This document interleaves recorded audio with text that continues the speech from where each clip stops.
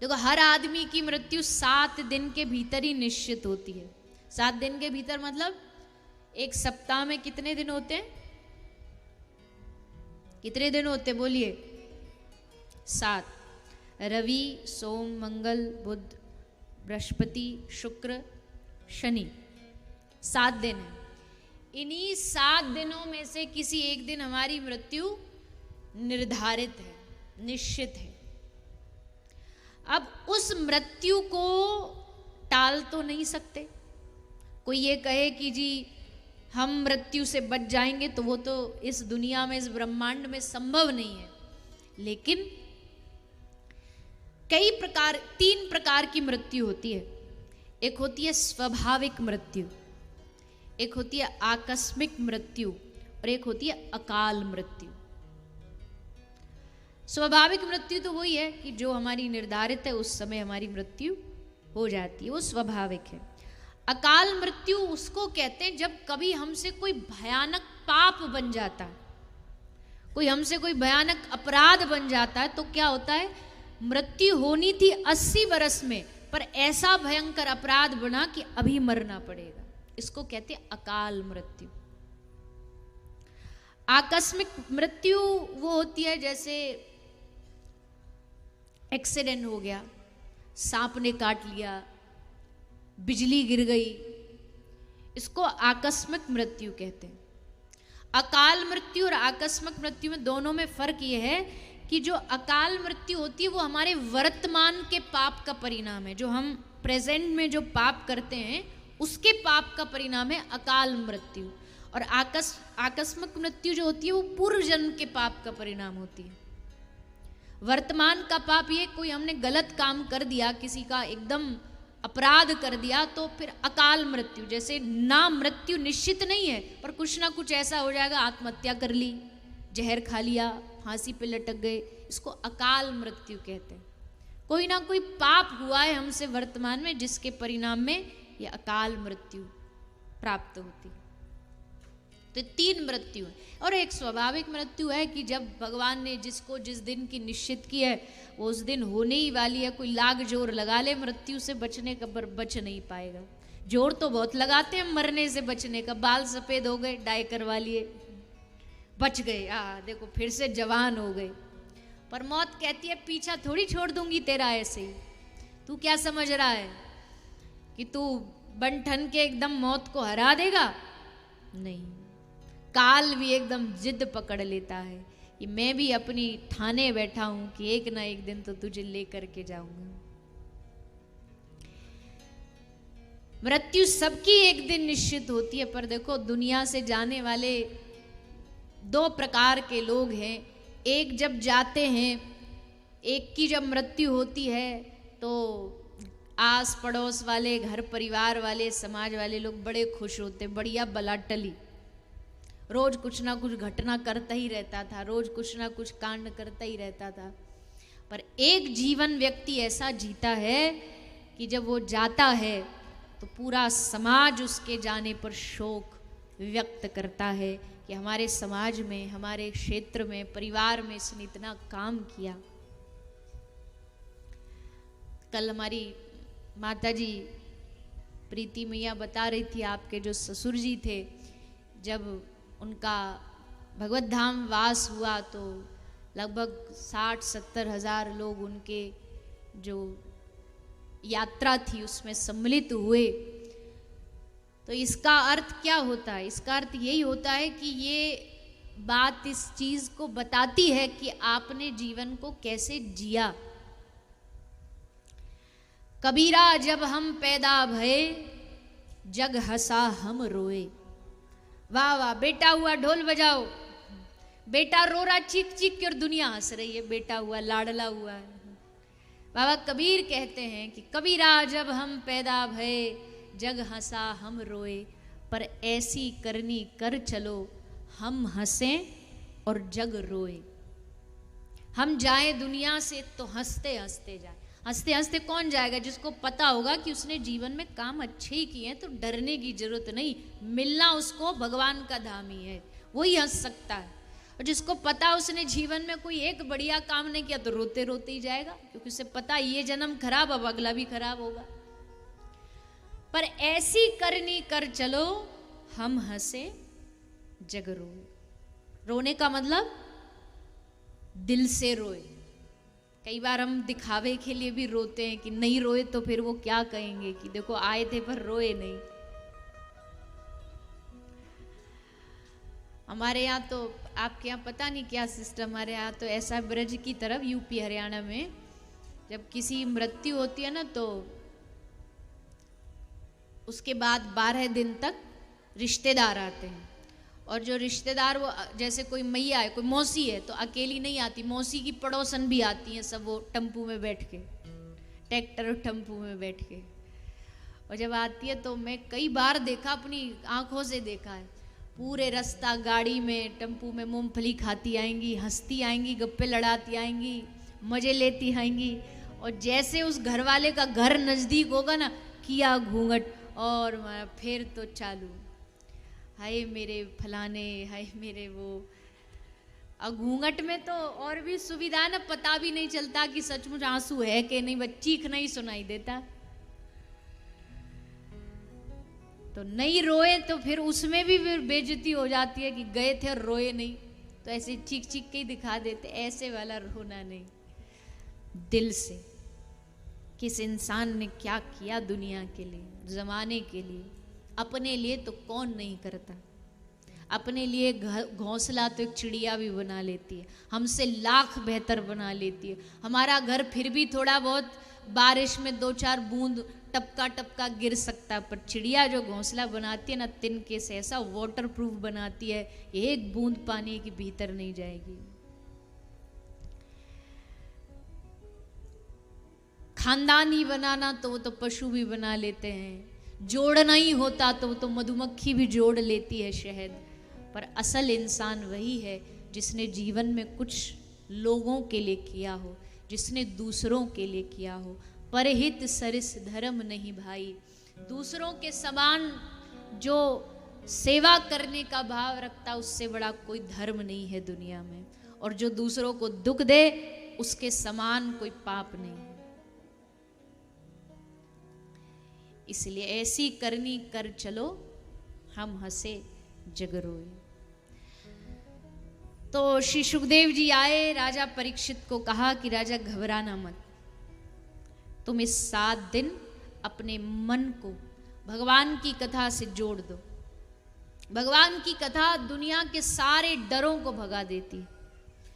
ये इतना निर्भय बना देती है कि मृत्यु भी सामने खड़ी होगी तो भी व्यक्ति डरेगा नहीं। जैसे उदाहरण आता कई भक्तों का कि सामने आकर के शेर खड़ा हो गया, मीरा के सामने राणा ने शेर छोड़ दिया मारने के लिए, पर मीरा डरी नहीं। क्या बोली? वाह प्रभु, आज तक आपका गिरधर रूप देखा था, आज आपका नरसिंह रूप देख लिया। शेर में नरसिंह भगवान को देखने लगी तो शेर से नरसिंह भगवान प्रकट हो गए। ऐसा जो भाव है, ये निडरता जो है, ये भगवान के नाम और भगवान की कथा से ही आती है।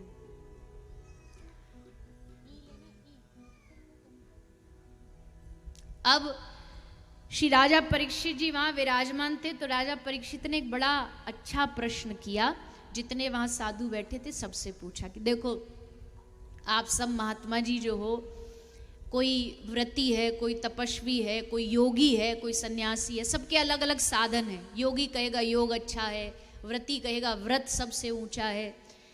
क्यों ना आप सारे यहाँ बैठे हो, इकट्ठे हो, एक बार निर्णय करके डिसाइड करके बता दो कि सब साधनों का सार क्या है।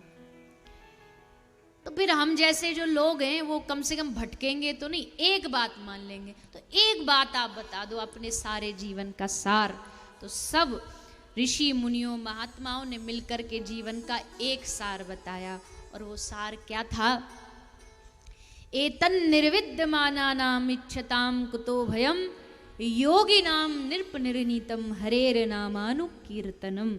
कह रहे हैं कि सबका जो सार है वो एकमात्र और एकमात्र हरि का नाम है। कृष्ण नाम है, राम नाम है। तुम कोई व्रत नहीं कर पाते हो, कोई बात नहीं। ये बहुत लोग बोलते ना हमसे भूखा नहीं रहा जाता। वैसे तो व्रत में भूखा कोई रहता नहीं आजकल, जो डेली वाला खाना होता है उससे डबल व्रत वाले दिन खाते हैं। जन्माष्टमी पे इतने माल बनते हैं जैसे कोई होली दिवाली हो, पर फिर भी कह रहे नहीं जी हम नहीं रह सकते, चलो कोई बात नहीं। तुम तपस्या नहीं कर सकते, कोई बात नहीं। तुम ध्यान नहीं कर सकते, कोई बात नहीं। दान नहीं कर सकते, कोई बात नहीं। लेकिन एक साधन है जो बच्चा बच्चा, बूढ़ा बूढ़ा, सन्यासी, गृहस्थी सब कर सकते हैं, और वो है भगवान के नाम का जाप, भगवान के नाम का कीर्तन, भगवान के नाम का स्मरण। बस यही करते रहिए, नाम ही बेड़ा पार लगा देगा। भगवान नाम ही जीवन में सार्थकता लाता है। साधन तो बहुत है, कितने बड़े महापुरुष हैं, एक ही पैर पे खड़े हैं सालों से, भगवान मिलने की कोई गारंटी नहीं। कोई कांटों पर लेटा, कठिन कठिन मार्ग होते नहीं, ये कुंभ मेला जब होता तो उसमें देखते हैं हठी योगी महात्मा न जाने कितने कठिन कठिन साधन करते हैं, पर इतने साधन कौन कलयुग में कर पाएगा। हम लोगों के पास तो भगवान ने कृपा करके अपना सरल नाम दे दिया। राम कहो, कृष्ण कहो, कृष्ण कहो, कृष्ण कहो बावरे। बस कृष्ण कृष्ण कहते रहो, राम राम कहते रहो, और अपने इस मन रूपी हृदय में भगवान नाम का अमृत भरते रहो। यही अमृत है कलयुग में, और कोई दूसरा अमृत नहीं है। देवताओं वाला अमृत हमने कभी देखा नहीं, कभी चखा नहीं।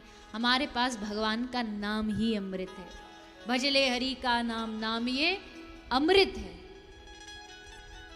तो इस अमृत रूपी इस रस को अपने इस हृदय रूपी पात्र में, घड़े में भरते जाओ, भरते जाओ, और भगवान से निवेदन करते जाओ, हे प्रभु आप तो कृपा के अथाह समुद्र हो, अथाह सागर हो। 2-4 बूंद हम पर छिड़क दोगे तो कौन सा आपका कुछ घट जाएगा। हाँ, जिसके पास इतना सही हो और उसमें से हम आधा मांग ले तो बेचारा सोचे देने में भी, पर जिसके पास पूरा समुद्र है, अगर उसमें से वो एक आध घड़ा दे देगा तो कौन सा उसका कोई हानि हो जाएगी, कोई लॉस हो जाएगा। इसलिए हे प्रभु आप तो करुणा के, कृपा के, प्रेम के भंडार हो, सागर हो, और हम सब प्यासे आपके द्वार पर आए हैं। श्री नारायण दास जी कहते, नारायण दास जी का भाव है, याचक बनकर खड़ा हूं द्वारे, दोनों हाथ में जोड़े, परम पिता तुमको मैं जाऊं। ठाकुर जी कौन है, भगवान कौन है? बोले हम सबके परम पिता है। और परम पिता क्या करता है, पिता न बालक छोड़े। जैसे कोई मेले में जाता है ना, तो वो जो बच्चा होता, पिता कहता कि तू मेरा हाथ मत पकड़, मैं तेरा हाथ पकड़ूंगा। तो तेरा तो भरोसा नहीं, भीड़ में कभी भी हाथ छूट सकता, बच्चे का हाथ कमजोर होता है, लेकिन मैं अगर पकड़ के रखूंगा तो मैं नहीं छोड़ूंगा। तो इसलिए कह रहे हैं कि पिता न बालक छोड़े। हे नाथ, हे प्रभु आप हमारे हृदय को अपनी इस करुणा के सागर से भर दीजिए, इस गागर को, हमारी बुद्धि को भर दीजिए। तो राजा परीक्षित जब ऋषि महात्माओं से पूछते कि प्रभु क्या सबका साधनों का सबका फल क्या है, तो सबने बताया भगवान का नाम, भगवान के नाम का कीर्तन, भगवान के नाम का स्मरण, और यही सबको करना चाहिए, क्योंकि कलयुग केवल नाम आधारा, सुमिर सुमिर नर उतर ही पारा। भगवान का नाम लेकर के सबका पार बेड़ा हो सकता है। इसलिए जितने भी आप यहाँ आए हो, आगे 4-5 दिन जो सुनोगे, 3 दिन सुन लिए हो, और सबकी बातों की बातों का सारों का सार बस यही है कि चलते फिरते, खाते पीते, सोते जगते सब भगवान का नाम लिया करो। मैयाओ सुन रही हो, भोजन बनाती हो तो हाथ से बनाती हो कि जीभ से बनाती हो? हाथ से बनाती है ना, तो जीभ क्या खाली रहती है उस समय? तो जीभ का भी उपयोग कर लेना चाहिए। भोजन बनाओ हाथ से और जीभ से हरे कृष्ण कृष्ण कृष्ण हरे हरे, हरे राम राम राम हरे हरे करते रहो। भाई हैं यहाँ जितने, कोई काम धंधा करता हो, कहीं नौकरी जाते हो, खेती बाड़ी करते हो, तो हाथ से खेती करो और जीभ से हरे कृष्ण कृष्ण कृष्ण हरे हरे, तो दोनों काम संग संग चलते रहेंगे, क्योंकि परम सुख परम शांति आखिरकार इसी में है। कोई लाख दौड़ ले दुनिया में, लेकिन प्यास कभी बुझने वाली नहीं, न पैसे की, न पद की, न किसी वस्तु की, न सम्मान की, बढ़ती रहेगी। और जैसे वो गर्मी होती है ना, उसमें गर्मी में चिलचिलाती धूप में रोड एकदम खाली पड़ा हो, सुनसान पड़ा, और जब दूर आप देखोगे ना तो ऐसा नजर आएगा सामने पानी है, सड़क पे पानी जैसा नजर आता है। पर जैसे जैसे आप उसके पास जाते जाते हो, धूप वो परछाई और पीछे पीछे चलती जाती, अब पानी और दूर हो गया, ऐसे लग रहा अभी पकड़ने वाले आने वाला, फिर और पीछे हो गया। वैसे ही दुनिया का सुख भी ऐसा, अब लगता ये मिल जाए तब सब ठीक हो जाएगा। पहले पैदल पैदल चलते थे तो मन में आया, हे भगवान बस एक साइकिल दिवा दे, जीवन खुशहाली से भर जाएगा। भगवान ने साइकिल दे दी, ले अब साइकिल मिल गई तो पता चला कि खुद तो जा रहे थे साइकिल पे, पड़ोसी स्कूटर लेकर के तुमसे आगे निकल गया। तो अब भगवान से कह रहे, भगवान साइकिल से क्या होता है, इस पे तो बड़ी मेहनत करनी पड़ती है, स्कूटर दिला दो। भगवान ने स्कूटर दिला दिया, स्कूटर आ गया। अब खुद जा रहे थे स्कूटर पे, खटखट खटखट करते, पड़ोसी बढ़िया वाली बाइक पर एकदम टर टर करता करता आगे निकल गया। अब भगवान बाइक दिला दे। भगवान ने बाइक दिला दी, बाइक पे बैठ के जा रहे थे, बारिश आ गई, सबरे भीग गए, देखा पड़ोसी तो बढ़िया 4 पहिए की गाड़ी में डब्बे में पैक होके बिना भीगा आगे निकल गया। भगवान गाड़ी दे दे। भगवान ने गाड़ी दे दी। अब वो गाड़ी जो दी, धीरे धीरे देखा कि खुद तो लाए थे मारुति वाली 800, पड़ोसी ले आया बढ़िया लाखों रुपया की लग्जरी गाड़ी। अब भगवान ये दे दे, करते करते करते, और पता होता क्या है, होता यह है कि करोड़ों रुपया की अपनी मर्सिडीज ले जाता है एक सेठ, सुबह सुबह ले जा कर के उसको, क्योंकि अब गाड़ी में बैठे बैठे तो शरीर थोड़ा सा, पेट बाहर निकल आता है, मेहनत कम हो गई, पेट बाहर आ गया, तो अब क्या करना पड़ता है, बोला अब जिम ज्वाइन करनी पड़ेगी। जिम जाते हैं, और जिम जाते करोड़ों रुपया की गाड़ी पार्किंग में खड़ी करके भीतर जाते हैं, और जैसे भीतर जाते तो जिम ट्रेनर से पूछते हैं कि जी क्या करना चाहिए, बोलता है साइकिलिंग करो। वही साइकिल जिसको कई साल पहले छोड़ करके आए थे इस गाड़ी के चक्कर में, और यहाँ आकर के फिर उसको कहा जाता अब साइकिलिंग करो। फिर वहाँ बैठा बैठा वहाँ गाड़ी खड़ी करके आएगा और भीतर जाके फिर साइकिल चलाएगा जिम में जा कर के। अंग्रेजी में एक शब्द कहते हैं ये साइकिल ऑफ लाइफ, ये जीवन का पहिया है, ऐसे ही घूमता है। ये ठीक वैसे ही है जैसे जितना हम उसे पाने जाते हैं वो दूर होता चला जाता है। इसलिए परम शांति परम सुख एकमात्र भगवान के नाम में है। किसी ने सच कहा है, दुनिया की सबसे बड़ी जो संपत्ति है वो है संतुष्टि। जो जहाँ जितना भगवान जिसको दे दें उसमें जिसने संतुष्टि कर ली कि हाँ जो है मेरे पास वो मेरे दाता का, मेरे भगवान का बहुत दिया हुआ है, मुझे तुमने दाता बहुत कुछ दिया है, तेरा शुक्रिया है, तेरा शुक्रिया है। जितना उनका धन्यवाद किया जाए वो कम है। भगवान का हर पल हर क्षण धन्यवाद देना चाहिए। सांस मिल रही है, हवा मिल रही है, पानी मिल रहा है, कोई टैक्स नहीं, कोई पैसा भगवान लेते नहीं। ये तो हम दुनिया वालों ने सब चला दिया, जमीन का टैक्स, पानी का टैक्स, बिजली का टैक्स। ठाकुर जी ने तो सब फ्री में ही दिया था ना, कोई हमसे रुपया पैसा लिया नहीं। तो श्री राजा परीक्षित को श्री सुखदेव जी कहते हैं, राजन एतन निर्विद्यमान इच्छताम कुतु योगी नाम निर्नितम हरेर नामानु कीर्तनम। भगवान का नाम स्मरण करो, उसी में परम आनंद परम शांति है। फिर सृष्टि प्रकरण सुनाते हैं श्री सुखदेव जी, भगवान के विराट रूप का वर्णन सुनाते हैं। दुनिया में जो कुछ दिखाई दे रहा है ये भगवान का ही अंश है। सृष्टि कैसे बनी? भगवान ने अपने मन से महतत्व को प्रकट किया। महतत्व से 3 अहंकार प्रकट हुए, सतोगुण, रजोगुण, तमोगुण। भगवान नारायण की नाभि से कमल प्रकट हुआ जिस पर ब्रह्मा जी प्रकट हुए। ब्रह्मा जी को भगवान ने आदेश दिया कि आप इस सृष्टि को आगे बढ़ाइए। ब्रह्मा जी सृष्टि को आगे बढ़ाते हैं, लेकिन ये सृष्टि रहेगी कहाँ, ये विचार मन में आया तो वराह भगवान का प्रागट्य हुआ, जो समुद्र में से पृथ्वी को निकाल करके लाए और समुद्र पर सृष्टि का आरंभ हुआ। इसी बीच महाभारत की एक कथा सुनाते हैं श्री सुखदेव जी।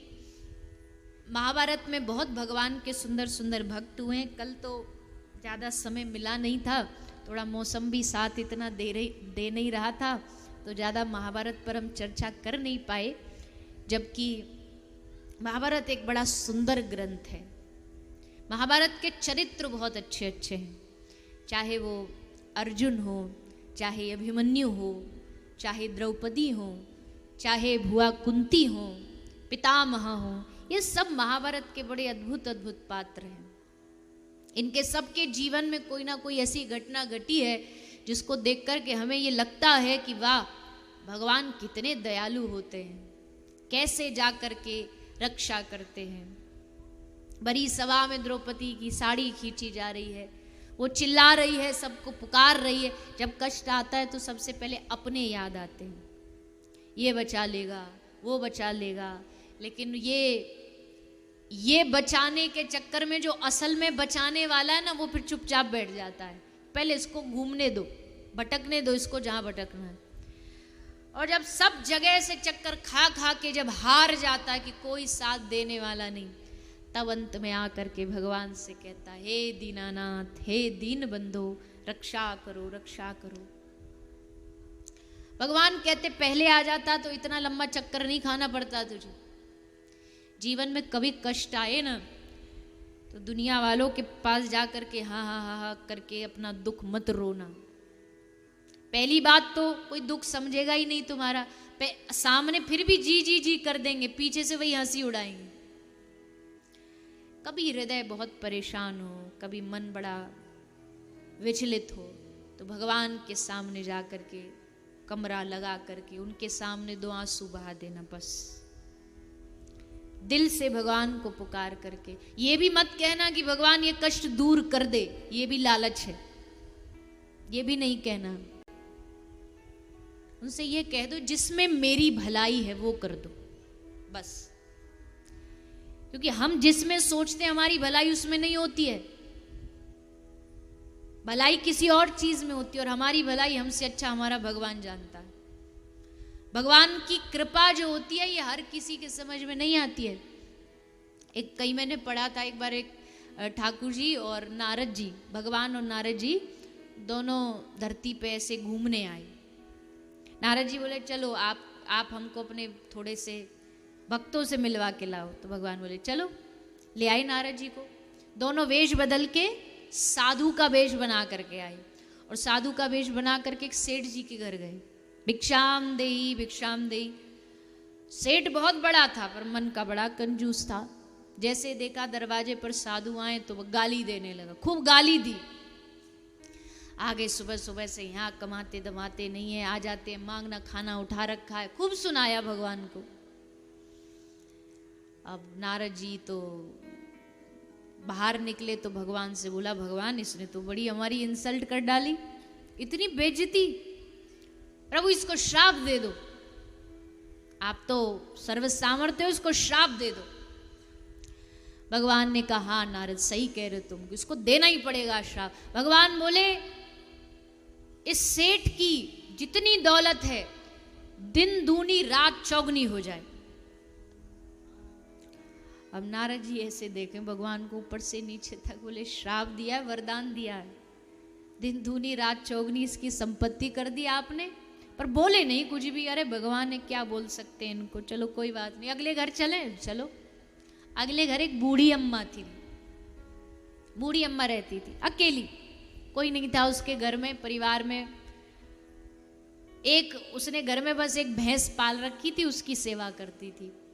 तो जैसे नारद जी भगवान गए, भिक्षाम देही, अम्मा आहा आज मेरे द्वार पर संत आए हैं, प्रसन्न हो गई, भागी भागी दौड़ी दौड़ी आई, आइए आइए महात्मा जी पधारिए पधारिए, क्या लेंगे आप, क्या पाएंगे।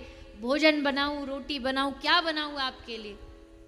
खूब सेवा करी अम्मा ने।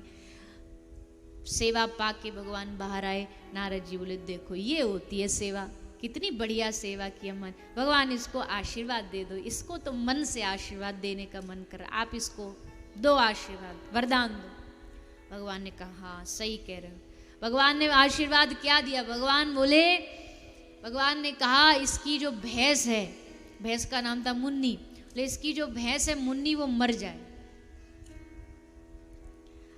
अब तो नारद जी तो एकदम लाल पीले होके बोले प्रभु गजब हो गया, हद हो गई, ये भी कोई बात होती है। जहां जिसको जो देना था वो तो आपने दिया नहीं, उस सेठ को कहा दिन दूनी रात चौगुनी हो जाए, और इस बेचारी का एक सहारा था वो बेचारी भैंस, उसको भी आपने मरने का वरदान दे दिया। ये क्या खेल है आपका। तो भगवान ने मुस्कुरा के नारद को कहा नारद मेरी कृपा बड़ी टेढ़ी है। कैसे, उस सेठ को अपने पैसे का बड़ा घमंड है, बड़ा अभिमान है उसको अपने पैसे पर, और अभिमान हमेशा नाश करता है। तो मैंने जानबूझ के उसको कहा कि इसका धन दिन दूना रात चौगुना हो। सोच अभी इतना घमंड है तो जब दिन दूना रात चौगुना हो जाएगा तो कितना घमंड होगा, और जितना वो घमंड में भरेगा, घमंड विनाश करता है, इसलिए अपने आप धन बढ़ते ही उसका विनाश हो जाएगा। नारद जी बोले ओ तो ये बात है, पर ये अम्मा इसको बेचारी को आपने ये भैंस।